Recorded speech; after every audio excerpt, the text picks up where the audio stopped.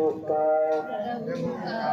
जय गुरुदेव नाम पुष्पा प्रभुका जय गुरुदेव नाम पुष्पा प्रभुका पावन नाम जय गुरुदेव प्रभुका सत्ता नाम जय गुरुदेव प्रभुका जागृत नाम जय गुरुदेव समय का शीतल नाम जय गुरुदेव बाबा जी का कहना है कलमत करता दान भरा अंडा मछली मांस शराब से हो भलाई बाबा जो गुरुदेव महाराज की अर्जी है आगे आपकी मर्जी है। ओम सूर्य जय गुरुदेव।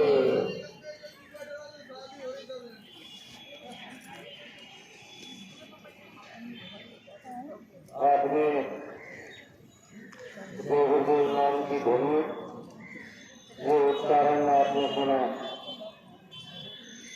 ये नाम न हमारा है न आपका, न ही किसी पशु पक्षी जानवर इंसान का। ये नाम उस परमपिता परमात्मा प्रभु का नाम है जो सबका सृजनहार है, जो सबको पैदा करने वाला है, जो गुरुओं का गुरु है, जो गुरुओं का गुरु है, जो संताओं का संता है। उस मालिक का ये नाम है जिसके लिए राजचरितमानस में गोस्वामी जी महाराज ने इशारा किया है। परम प्रकाश भूत गुणवाती और निहित सच्चाई में दिया दर्शाती एक अन्य अनाम अनामा आदि सच्चिदानंद प्रभु धामा। उस मालिक का ये नाम है। इस मालिक के नाम के रहने में किसी तरह की कोई क्षमता नहीं होनी चाहिए। बिना गुरु के इस भौतिक जगत में किसी का कोई कार्य नहीं चलता। इसलिए एक बार मालिक के नाम का जोर से सभी प्रेमी जहाँ तक मेरी आवाज पहुँच रही है इस नाम का उच्चारण करें। जय गुरुदेव।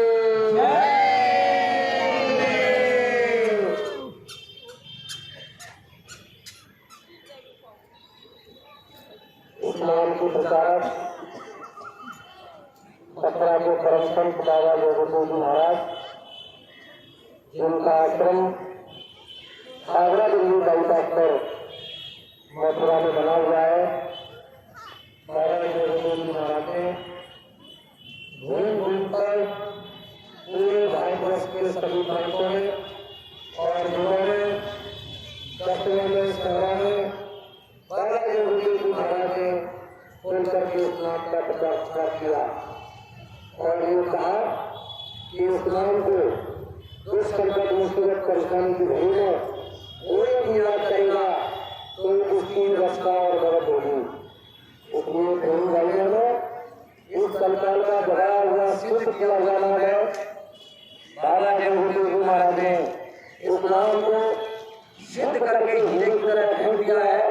अगर कोई बुराई है तो इसकी परख करे और परीक्षा करे। जब ये नाम परीक्षा में पास हो जाए तो फिर इस नाम को अपना सहारा बना ले। इसी नाम से आपको शांति मिलने वाली है। जय गुरुदेव।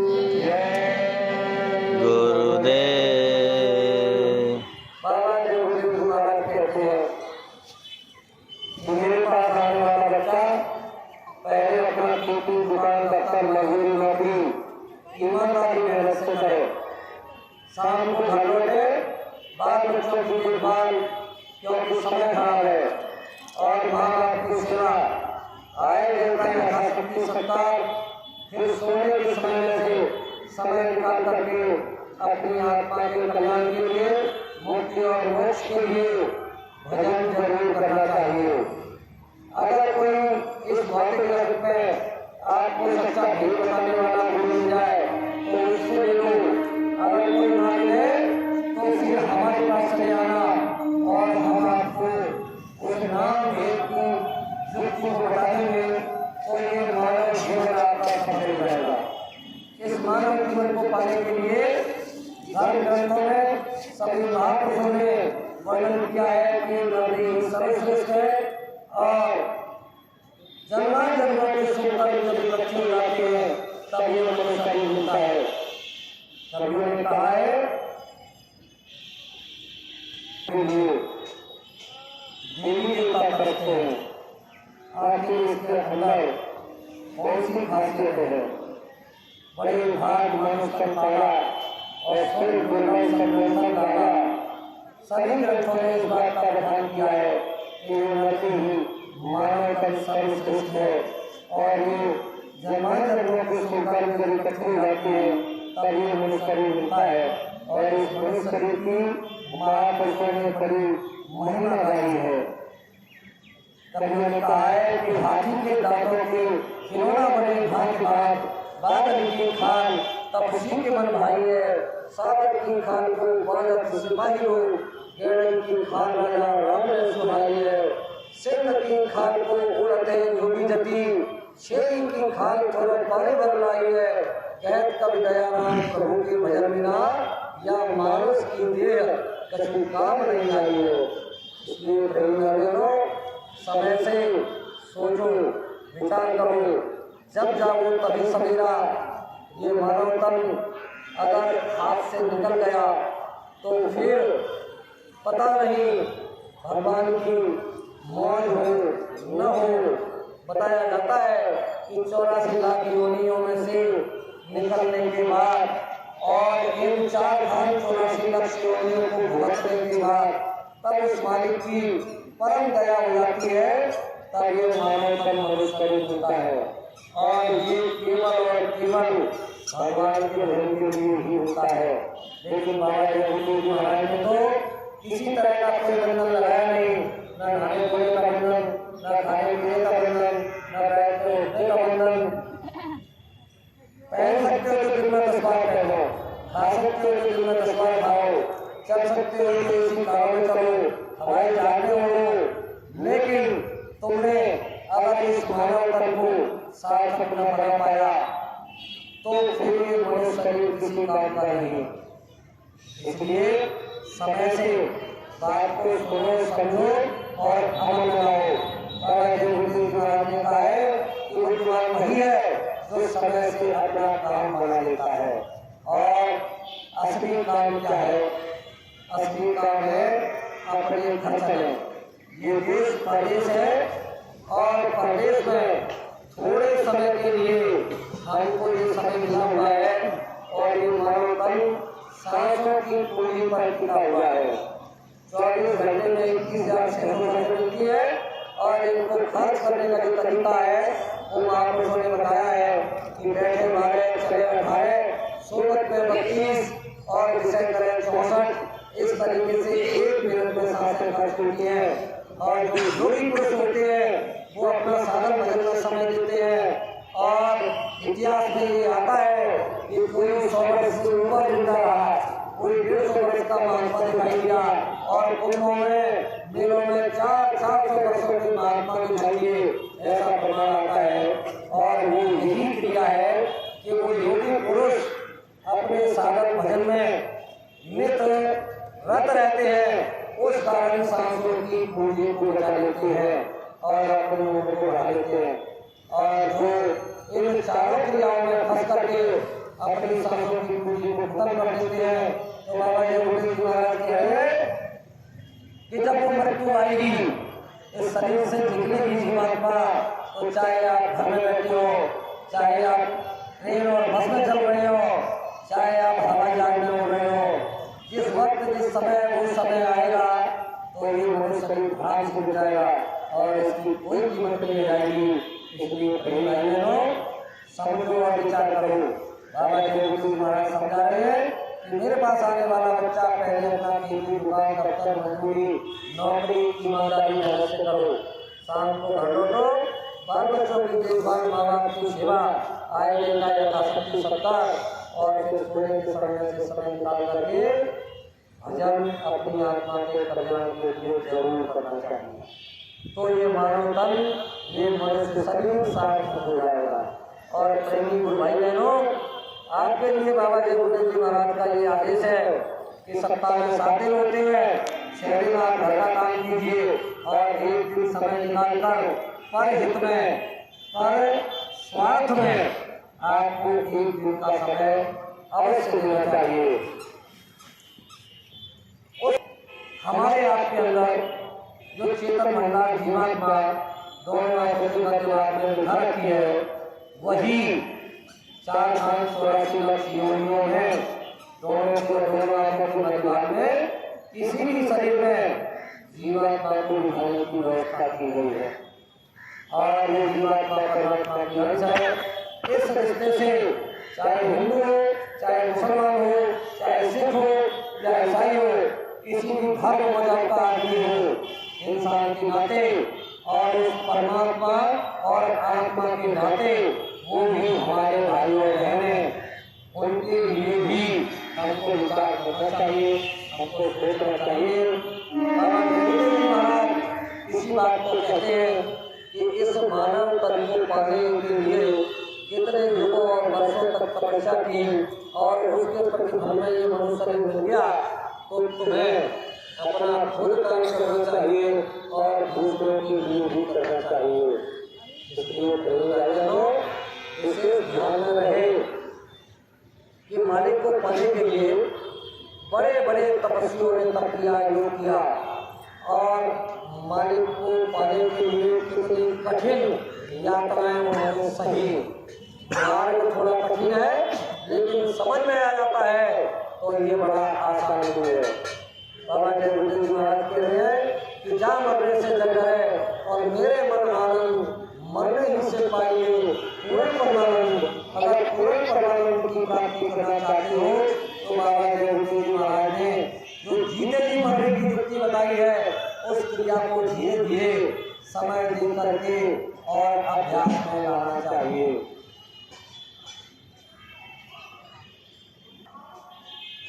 और उसने कहा कि गुरु महाराज मुझे भगवान के भजन करने का रास्ता बता दीजिए। गुरु ने कहा कि बेटा तुम काल माया के देश में रह रहे हो और तुम पहले इस दुनियावी को दिखाओ, क्योंकि संसार बड़ा विचित्र है। तो शिष्य ने कहा कि गुरु महाराज मेरे मन में ये भाव हो रहा है कि अब मुझे संसार से कोई लेना नहीं, मुझे अब भगवान का भजन करना है। कि बच्चा ये थोड़े समय के लिए तुम्हारे अंदर भाव हो रहा है, तुमको अपने बेटा बेटी, घर परिवार, पिता पुत्र, स्त्री, इनसे निकलना बड़ा मुश्किल है। कि नहीं बाबा जी का चलो ठीक है, तो रहे और उसके बाद कहने लगे कि हुजूर मैं घर जाना चाहता हूँ, मेरी पत्नी तो मेरे यहाँ भोजन नहीं कर रही होगी, मेरा बेटा कैसे रह रहा होगा और घर परिवार की इस भौतिक जगत की याद आने लगी। तो उन्होंने कहा कि देखो मैंने तो पहले ही समझाया था, तुम्हारी समझ में बात नहीं आई। ये भौतिक जगत कितना गहरा समुद्र है और इसमें से निकलना बड़ा कठिन है। इस भौतिक जगत में चारों तरफ चौराहे बने हुए हैं और हर चौराहे पर लुटेरे खड़े हुए हैं तुम्हें लूटने के लिए। याद करो कि ये मानव तन मानव शरीर तुम्हें किस लिए मिला था। माँ के घर में जब बच्चा होता है तो उस समय पर उसे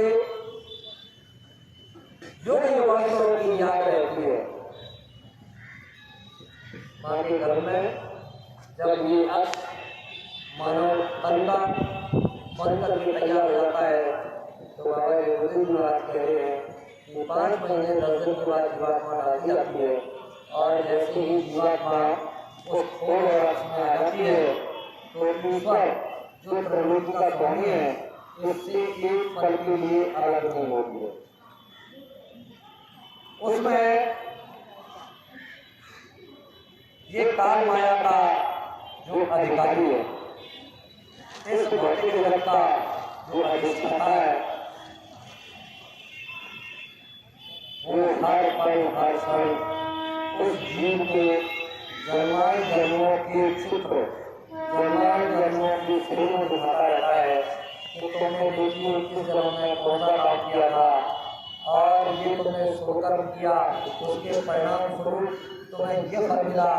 ये तुमने अशुभ कर्म किया तो इसके परिणाम स्वरूप तुम्हें ये फल मिला।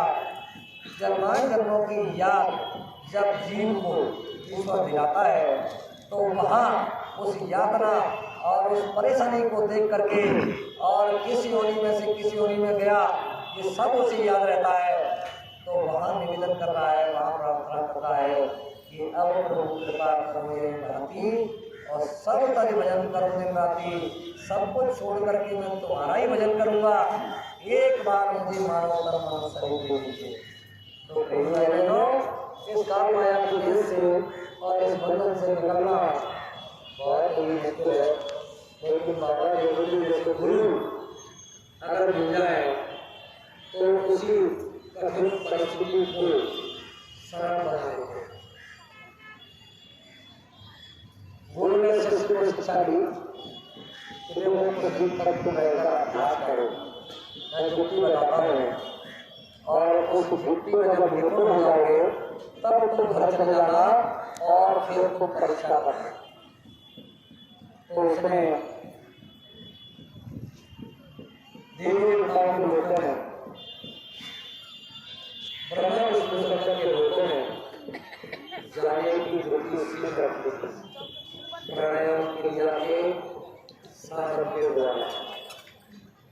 उस प्राणायाम की क्रिया जब अच्छी तरीके से आने लगी तो गुरु ने समझाया कि देखो अभी तुम अधूरे हो और इस संसार में जिनके साथ तुम रह रहे हो उसको ठीक तरीके से समझ लो और अनुभव करो।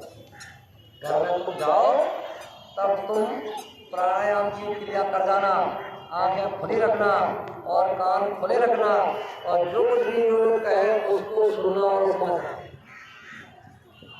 घर में गया, बड़ा हर्ष हुआ। बेटी पिता को, माता पिता को, घरवाली को कि चलो बाबा जी के रास्ते आ गए, अच्छा हुआ, अब घर में रहेंगे, काम काज करेंगे, क्योंकि दुनिया में कोई किसी का नहीं है, सब मतलब के जा रहे हैं, अपना अपना स्वार्थ सिद्ध कर रहे हैं। घर में पहुंचते ही भक्त ने शिष्य ने पानी मांगा, बच्चे पानी लेकर के आए। कुछ देर के बाद में फिर बच्चे अपने काम में लग जाते हैं, पिता पुत्र अपने काम में लग जाते हैं। घरवाली ने कहा कि तुम एक काम करो, काफ़ी दिनों के बाद आए हो गुरु दरबार से, तो अब तुम भोजन कर लो, तुम्हें भूख लगी होगी। तो उन्होंने कहा कि हाँ भूख तो मुझे बहुत लगी है और तुम लाओ भोजन। प्रेमी भाई बहनों, वो अंदर भोजन लेने के लिए चली गई उनकी देवी जी धर्मपत्नी। तब तक उन्होंने प्राणायाम की क्रिया को कर लिया। अपनी सूरत जीवात्मा को दोनों आंखों के मध्य भाग से ऊपर ले गए। वहाँ सांसों का लेना बंद हो जाता है और प्राण की सूक्ष्म धार ऐसी अवस्था में, साधन की अवस्था में प्राण की सूक्ष्म धार शरीर को संभाले रखती है, ऐसा महापुरुष बताते हैं। तो हुआ ये, जैसे ही लौट करके भोजन के लिए आवाज लगाई कि अजी खड़े हो जाओ, भोजन कर लो, तो वो तो क्रिया कर गए। उन्होंने देखा कि क्या हो गया, हिलाया डुलाया, आंखें फटी रही, हाथ पैर फैला लिए। उन्हें अचानक से क्या हो गया, कहीं ऐसा तो नहीं कि ये मर गए हो। तो अब वो चिल्लाने लगी, अड़ोस पड़ोस के लोग आए, माता पिता को पता चला। प्रेमी भाई बहनों, ये लोग रोने लगे घर परिवार के सदस्य कि अभी तो गुरु दरबार से आया था और अचानक पता नहीं क्या हो गया। तो अड़ोस पड़ोस में कुछ होशियार लोग रहते हैं और उन लोगों ने इनका रोना चिल्लाना सुना तो ये तुरंत बताने लगे जानकार लोग कि भाई देखो जो कुछ होना था हो गया, अब तो इन्होंने ये शरीर छोड़ दिया, इनके प्राण निकल गए। अब तो अंतिम संस्कार की तैयारी करो। अंतिम संस्कार की तैयारी होने लगी। कुछ समय के बाद तुरंत लोग जल्दी करने लग जाते हैं कि भाई अब जल्दी करो, मिट्टी खराब हो जाएगी, मिट्टी खराब हो जाएगी। तो प्रेमी भाई बहनों, मिट्टी को ठिकाने लगाने के लिए तैयारी होने लगी। 4 बच्चे खड़े किए गए कि तुम एक काम करो, इनको निकालो। तो पहले से ही गुरु ने बताया था कि तुम हाथ पैर फैला करके और अपनी क्रिया को कर जाना। अब क्या है कि गेट छोटा था और हाथ अड़ रहे थे। लोगों ने कहा कि अब क्या किया जाए, ये निकल नहीं रहे इसमें से, तो कि दीवार तोड़ दो, गेट को तोड़ दो। उनकी देवी ने सुना कि गेट तोड़ा जा रहा है, वो दौड़ करके अंदर से आई। उन्होंने कहा कि देखो अब जो कुछ होना था हो तो गया, अब ये तो मिट्टी है, मिट्टी जलेगी, दफनाई जाएगी, कुछ न कुछ किया जाएगा। इसलिए एक काम करते हैं कि इनके दोनों हाथ पैर को काट कर साइड में रख दिया जाए। जैसे ही उसने सुना कि हाथ पैर काटे जाएंगे, जो गुरु महाराज ने कहा था कि कानों को खुले रखना, आंखों को खुले रखना, आंखों से देख रहे थे, कानों से सुन रहे थे। बस जैसे ही गड़ासा आया, काटने की तैयारी हो गई, तो उसने एकदम जोर से झटका मारा और रस्सी टूट गई और उसमें से दौड़ा कि गुरु महाराज बचाओ, गुरु महाराज बचाओ। सीधे आश्रम की तरफ गया। तो प्रेमी भाई बहनों, गुरु ने कहा कि देख लिया तुमने संसार, जिसके लिए तुम कितने चिंतित थे, तुम्हारी ही धर्मपत्नी और दीवार तोड़ना नहीं चाहती थी, हाथ पैर कट जाएं, साइड में रख जाएं, इनको तो जलना ही है, इनको तो दफनाना ही है, कुछ भी करो, मिट्टी है। कहने का मतलब ये है महापुरुषों का कि दुनिया में कोई किसी का नहीं है, सब मतलब की साथी है। इसलिए हमको आपको विचार करना चाहिए, दुखिया सब संसार, राजा दुखी राज गए से, प्रजा दुखी अपार, वैसे दुखी धंधा सब चौपट, सभी जात दुकानदार। स्त्री दुखी निकम्मे पद से लाता नहीं हजार, और पुरुष दुखी पत्नी नहीं मन की, करे कपट का प्यार, तन मन धन से दुखी नर नारी, बिगड़े सब व्यवहार। प्रेम भाई बहनों, दुखिया सब संसार, इस नासवान जगत में दुख ही दुख है। सुखिया एक नाम आधार, अगर कोई सुखी है तो जिसको नाम का आधार मिल गया है, उसके अंदर सुख और शांति संपूर्ण है। तो मेरा संसार में सब दुखी है। कितना भी धन हो जाए, एक मकान है, 4 मकान हो जाए, एक गाड़ी है, 10 गाड़ी हो जाए, लेकिन फिर भी समस्या पे समस्या बनी रहेगी। गुरु महाराज एक किसी गार्डन में संयोग से पहुंच गए और वहाँ 2 लोग बैठे हुए थे और वो आपस में बातचीत कर रहे थे कि ये संसार बड़ा दुखमय है, बड़ा कष्टमय है, मैं इतना दुखी हूँ, मैं इतना परेशान हूँ। एक सेठ जी आए, वहाँ बैठे तो कहने लगे कि देखो ये सेठ जी हैं, इनके पास पैसे की कोई कमी नहीं है, ये सुखी है। बाबा जी महाराज कहते हैं कि इन सेठ जी से जरा पूछो तो सही कि ये कितने सुखी है। तो जैसे ही सुख की बात सेठ जी से पूछ गई, सेठ जी के आंखों में से छर आंसू बहने लगे और कहने लगे कि मुझसे दुखी इस संसार में कोई नहीं हुआ। तब बाबा जी महाराज ने उन दोनों से ये कहा कि तुम आपस में बात कर रहे थे, देखा तुमने सेठ जी की स्थिति कितनी नाजुक है, सेठ जी के पास सब कुछ है, धन दौलत राजपाट आया, ये सब होते हुए और सेठ जी के आंसू तुरंत निकल गए, तो ये कितना परेशान है। तो भाई बहनों, इस नासवान देश में कोई सुखी नहीं है, यहाँ सुख नाम की चीज है नहीं। वो सुख का देश जो है वो अमर देश है, जिसके लिए बाबा जी महाराज कह रहे हैं कि जीना देश हमारा मत जीना देश हमारा, हम तो अमर लोक के वासी, तीन लोक से न्यारा, हाथ बैल डाल इकोना, बिना जोत उजियारा, कर तब हमें काल में लाया, झंझरी दीप बजाया, और निक्सन की को उड़ान पावे, सतगुरु शरण हमारा, कहे कबीर करे वह सुरति, जो पावे सत्य जहारा। जिसको नाम की मुक्ति मिल जाती है, सत्य का रास्ता मिल जाता है, बिना सतगुरु के ये संभव नहीं है। और एक वक्त था, बाबा देवदास महाराज ने हर घर में आवाज लगाई थी। हर घर में आवाज लगाने से मेरा मतलब ये है कि भारत देश का ऐसा कोई जिला नहीं है जिस जिले में बाबा देवदास जी महाराज ने आवाज नहीं लगाई हो कि तुम समय से आ जाओ, जाग जाओ, चेत जाओ, समझ जाओ। नहीं तो प्रेम भाई बहनों, आगे का वक्त जो आ रहा है वो बड़ा नाजुक है, बड़ा खराब है। एक कोरोना नाम की बीमारी अभी कुछ वर्षों पहले आई थी, करोड़ों का प्यारा हो गया, और ये बाबा जयदेव के बच्चे जैकेट टोपी पहनकर प्रचार कर रहे हैं कि बीमारियां आ रही हैं, बचो और बचाओ, शाकाहार रखो। अगर ये शाकाहार अपना लिया किसी ने भी तो उसकी रक्षा न संभव है। तो भाई बहनों, हमको आपको विचार करना चाहिए।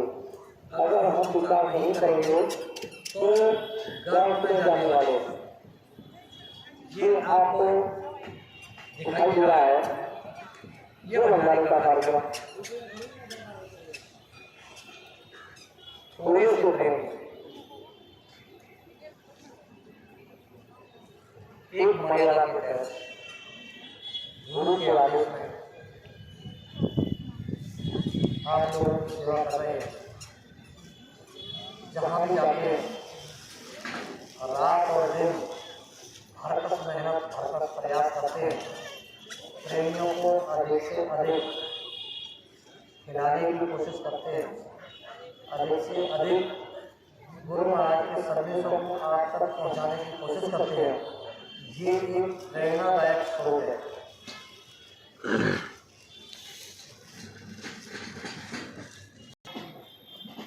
प्रचार करवाया गया और इनकी तो धज्जियां हुई उस समय पर जब शुरुआती दौर में कार्ड पहनाया गया था। तमाम तरीके से लोगों ने परेशान किया। लोग कहते थे क्या हुआ भैया, क्या तुम्हारा कार्ड हो गया है, गरीबी से गुजर रहे हो, अच्छा कपड़ा पहनने को नहीं है, आपने टाटे कपड़े क्यों पहनिए, और कोई दूसरा कपड़ा पहनने को नहीं मिला, कोई घर से खींचता था, कोई घर से खींचता था, तमाम तरह की बातें होती थी। तो प्रेमी भाइयों, इन लोगों ने गुरु आदेश में जो प्रचार किया कि कलयुग में कलयुग जाएगा और कलयुग में सत्य होगा। बाबा देवदास जी महाराज ने इस सत्युग के लिए तीन यज्ञ किए और चौथे यज्ञ की बात को बढ़ावा दिया। चौथा यज्ञ करूंगा, जब चौथा यज्ञ होगा तो उससे पहले 10 महीने पहले से इसका प्रचार होगा। 10 करोड़ की भीड़ उसमें आएगी। 3 दिन पहले 72 घंटे पहले का चिन्ह स्वामी महाराज के मुखारबिन से उनकी पत्रिकाओं में किताबों में आता है कि 3 दिन पहले मैं ये बताऊंगा कि सत्युग कैसे आएगा। अभी मैं अगर बता दूं तो लोग नकल करने लग जाएंगे। तो प्रेमी भाइयों, उनकी अगर बात करेंगे नहीं और सत्युग आएगा तो बाबा ने ये भी कहा है कि परिवर्तन से पहले सब लोगों के धीरज के बारे टूट जाएंगे। जब धीरज के बारे टूट जाएंगे तो इतने प्रेमी बैठे हुए अधिकतर बाबा देवदास जी महाराज के रहेंगे। आपने इस भविष्यवाणी को सत्य सिद्ध होते हुए देखा, अनुभव किया। परिवर्तन से पहले सब लोगों के धीरज के बारे टूट जाएंगे। मालूम किसी को धीरज के बाद कब टूटे? 2012 की रात्रि 9:30 बजे एक संदेश आया था। किसी के पास 10 बजे आ गया, किसी के पास 11 बजे, और रातों रात यानी सुबह तक तो सबके पास पूरे भारतवर्ष में ये खबर पहुँच गई। और जब जिसने सुना उसी समय उसने अपना बोरी बिस्तर उठाया, बैग डाला और चल दिया कहाँ?